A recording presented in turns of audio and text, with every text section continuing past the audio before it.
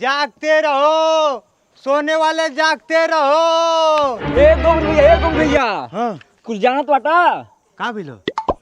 ये समय प्रधानवा रोज तोरे घरवा में घुसल रहत बा। बाप रे बाप। यह नाम अपने आखिर से देखली है और पूरे गांव जवार में हल्ला बा। हाँ। रजुओ भैया हलल बा प्रधानवा तोरे घरवा में।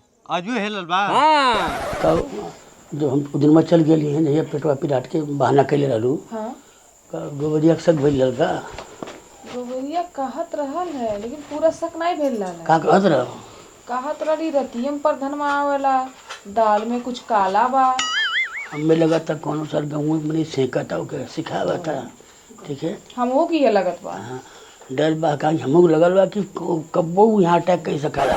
आज ओके मार के फुट्टा फोड़ देता नहीं। अले पकड़, गांव में जाके चौकीदारी कर। ठीक बा। अरे सारे इतना है।